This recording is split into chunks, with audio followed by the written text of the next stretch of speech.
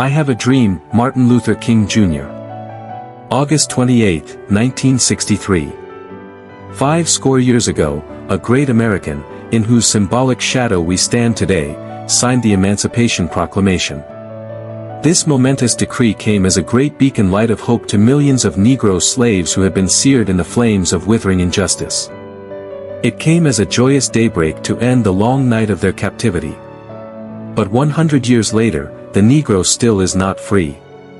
100 years later, the life of the Negro is still sadly crippled by the manacles of segregation and the chains of discrimination. 100 years later, the Negro lives on a lonely island of poverty in the midst of a vast ocean of material prosperity. 100 years later, the Negro is still languished in the corners of American society and finds himself an exile in his own land. So we have come here today to dramatize a shameful condition. In a sense, we have come to our nation's capital to cash a check.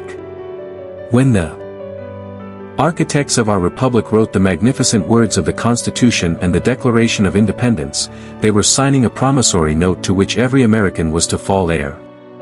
This note was a promise that all men, yes, black men as well as white men, would be guaranteed the unalienable rights of life, liberty, and the pursuit of happiness. It is obvious today that America has defaulted on this promissory note insofar as her citizens of color are concerned. Instead of honoring this sacred obligation, America has given the Negro people a bad check, a check which has come back marked, insufficient funds. But we refuse to believe that the Bank of Justice is bankrupt. We refuse to believe that there are insufficient funds in the great vaults of opportunity of this nation. And so, we have come to cash this check, a check that will give us upon demand the riches of freedom and the security of justice. We have also come to this hallowed spot to remind America of the fierce urgency of now. This is no time to engage in the luxury of cooling off or to take the tranquilizing drug of gradualism. Now is the time to make real the promises of democracy. Now is the time to rise from the dark and desolate valley of segregation to the sunlit path of racial justice. Now is the time to lift our nation from the quicksands of racial injustice to the solid rock of brotherhood.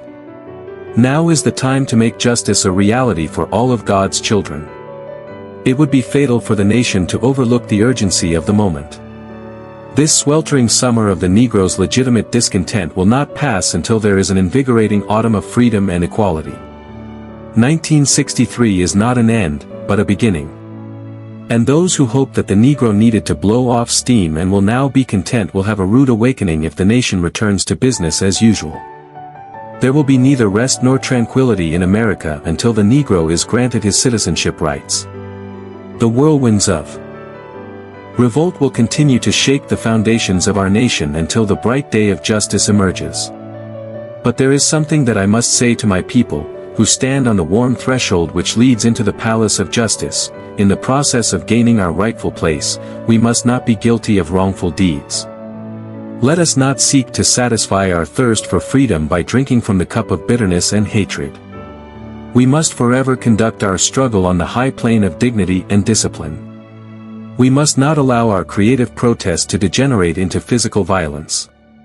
Again and again, we must rise to the majestic heights of meeting physical force with soul force. The marvelous new militancy which has engulfed the Negro community must not lead us to a distrust of all white people, for many of our white brothers, as evidenced by their presence here today, have come to realize that their destiny is tied up with our destiny. And they have come to realize that their freedom is down like waters and righteousness like a mighty stream. I am not unmindful that some of you have come here out of great trials and tribulations. Some of you have come fresh from narrow jail cells. Some of you have come from areas where your quest for freedom left you battered by the storms of persecution and staggered by the winds of police brutality. You have been the veterans of creative suffering. Continue to work with the faith that unearned suffering is redemptive. Go back to Mississippi, go back to Alabama, go back to South Carolina, go back to Georgia, go back to Louisiana, go back to the slums and ghettos of our northern cities, knowing that somehow this situation can and will be changed. Let us not wallow in the valley of despair.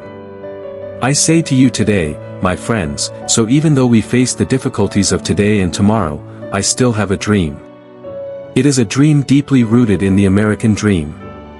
I have a dream that one day this nation will rise up and live out the true meaning of its creed. We hold these truths to be self-evident, that all men are created equal.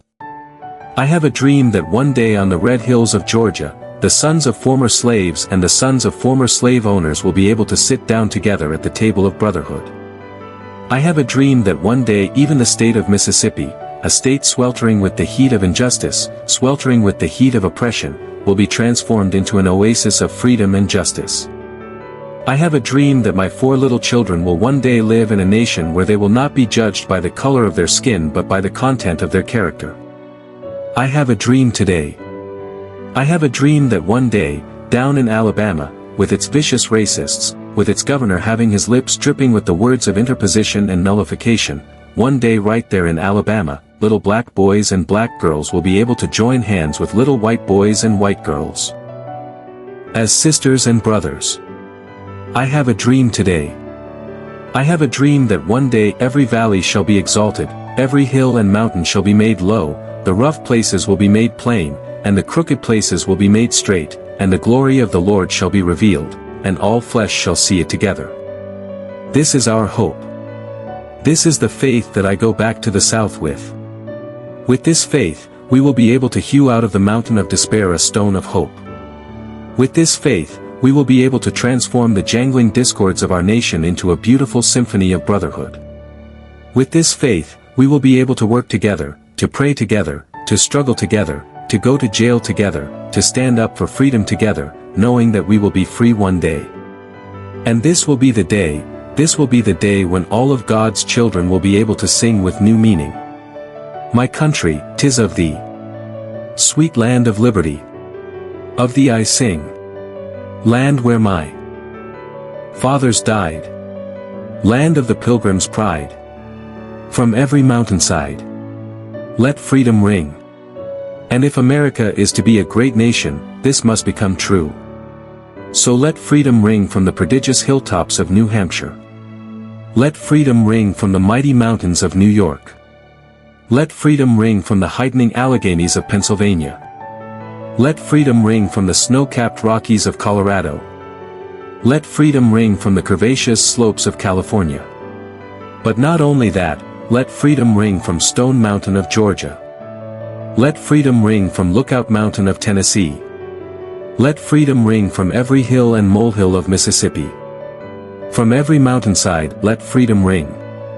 And when this happens, when we allow freedom to ring, when we let it ring from every village and every hamlet, from every state and every city, we will be able to speed up that day when all of God's children, black men and white men, Jews and Gentiles, Protestants and Catholics, will be able to join hands and sing.